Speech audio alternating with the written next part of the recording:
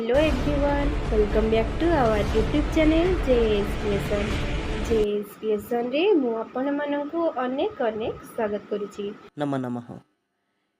ଆଜି ଆମେ ଷଷ୍ଠ ଶ୍ରେଣୀ ସଂସ୍କୃତର କ୍ୱେଶ୍ଚନକୁ ଦେଖିବା। ପ୍ରଥମ କ୍ୱେଶ୍ଚନ ରହିଛି କଲଶଃ ଖଡ୍ଗଃ ଶଙ୍ଖଃ।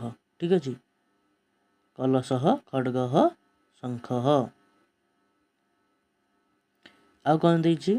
କୁକୁଟଃ ଭେକଃ ବା ମଣ୍ଡୁକ ମଧ୍ୟ ଆମେ ଲେଖିପାରିବା। ଆଗକୁ ଯିବା। 2 ନମ୍ବର ତମର ଦେଲା କ'ଣ ଦେଇଛି? 2 ନମ୍ବରରେ କସ୍ତମ୍ଭ ଖସ୍ତମ୍ଭ ମେଲନମ୍। ତରୁ କହିଲେ ଗଛ, ବିଂଶତି କହିଲେ 20, ଆବାମ କହିଲେ ଆମେ ଦୁହେଁ, ମକରଃ କହିଲେ କୁମ୍ଭୀରଃ। ଠିକ୍ ଅଛି। ନେକ୍ସଟ କ୍ୱେଶ୍ଚନରେ କ'ଣ ଦେଇଛି? ଅକ୍ଷରାନାମ୍ ମେଲନମ୍ ତ୍ରୟାନାମ୍ ଶୁଦ୍ଧପଦମ୍ ରଚୟତୁ। ଅକ୍ଷର ଗୁଡ଼ିକ ମେଳନ କରିକି 3ଟା ଶୁଦ୍ଧ ପଦ ଲେଖିବାକୁ କହିଛି। ତ ପ୍ରଥମେ ଆମେ ଲେଖିବା କ'ଣ? କକିଲଃ, ଓଡ଼ିଶା,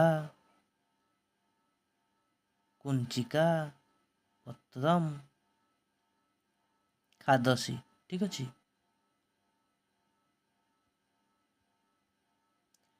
ଚାରି ନମ୍ବର କ୍ୱେଶ୍ଚନ ତମର ଦେଇଛି କ'ଣ? ମାତୃଭାଷୟା ଚତୁର୍ନାମ ବାକ୍ୟାନାମ ଅନୁବାଦ। ଅନୁବାଦ କରିବା ପାଇଁ କହିଛି। ତବ ଉପନେତ୍ରମ୍, ଉପନେତ୍ରମ୍ କହିଲେ ଚଷମା, ତୁମର ଚଷମା। ବୟମ୍ ଖାଦାମଃ, ଆମେମାନେ ଖାଉଅଛୁ। ଭବାନ କିମ୍ କରତି, ଆପଣ କ'ଣ କରୁଛନ୍ତି? ସର୍ବଦା ଗୁରୁଜନମ୍ ନମାମି, ସବୁବେଳେ ଗୁରୁଜନଙ୍କୁ ନମସ୍କାର କରେ। ହ୍ୟ ଶୁକ୍ରବାସରଃ, ଆସନ୍ତାକାଲି ଶୁକ୍ରବାର। ନେକ୍ସଟ ଦେଖିବା କ'ଣ ଅଛି।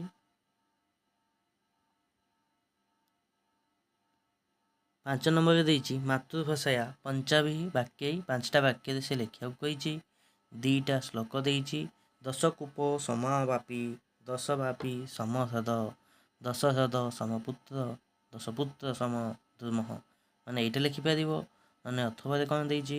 ପୃଥିବ୍ୟାମ୍ ତ୍ରୀଣି ରତ୍ନାନି, ଜଲମ୍ ଅନ୍ନମ୍ ସୁଭାଷିତମ୍, ମୂଢ଼ୈ ପାଷାଣ ଖଣ୍ଡେଷୁ ରତ୍ନ ସଂଜ୍ଞା ବିଧୀୟତେ। ପ୍ରଥମେ କେମିତି ଲେଖିବ ଆମେ ଏଇଟା ଦେଖିବା। କ'ଣ ଲେଖିବା ନା, ପୃଥିବୀରେ ବହୁତ ସୁନ୍ଦର ଓ ମୂଲ୍ୟବାନ ରତ୍ନ ରହିଛି, ସେଥିମଧ୍ୟରୁ ଜଳ, ଅନ୍ନ ଆଉ ସୁଭାଷିତକୁ ମୁଖ୍ୟ ରତ୍ନ ବୋଲି ଜ୍ଞାନୀ ଗୁଣୀ ଲୋକମାନେ ମାନି ନେଉଥିଲା ବେଳେ ଯେଉଁମାନେ ମୂର୍ଖ ଲୋକ ସେମାନେ ସାଧାରଣ ପଥର ଖଣ୍ଡକୁ ରତ୍ନ ବୋଲି ଭାବିଥାନ୍ତି। ତ ଏଇପରି ତୁମେ 5 ଲାଇନରେ ଲେଖିଦେବ। ଠିକ୍ ଅଛି। ନେକ୍ସଟ କ୍ୱେଶ୍ଚନ କ'ଣ ଅଛି ଦେଖିବା। 6 ନମ୍ବରରେ ଦେଇଛି ସଂସ୍କୃତେନ ଅନୁବାଦ କରନ୍ତୁ। ସଂସ୍କୃତରେ ଅନୁବାଦ କରିବା ପାଇଁ କହିଛି।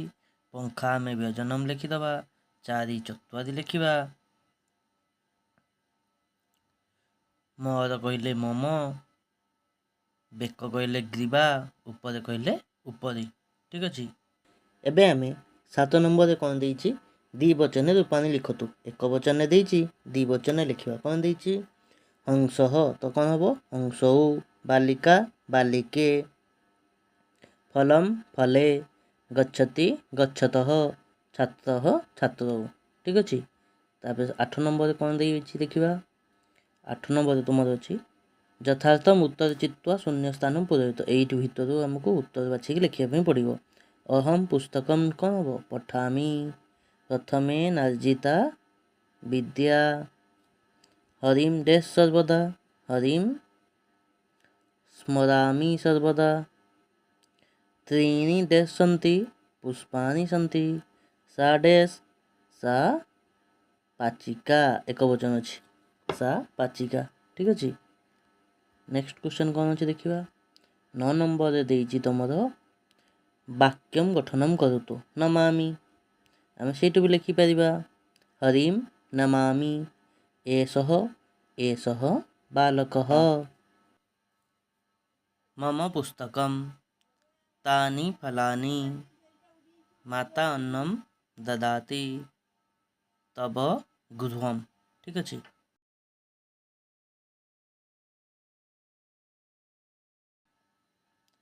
तबे लास्ट क्वेश्चन कौन देइछि देखिबा। बहुवचनांत शब्दान चित्वा कष्टके लिखतु। बहुवचन शब्द को बाछी कष्ट दे लिखिया पई कहिछि। तो ये आमर हो हसंती, शिक्षकाः, बालाः, आपनिकाः, अहमावां वयम। एतिकी हो आमर बहुवचनांत शब्द। ठीक अच्छे। वीडियोटी भल लगी लाइक शेयर सब्सक्राइब करंतु। Thank you.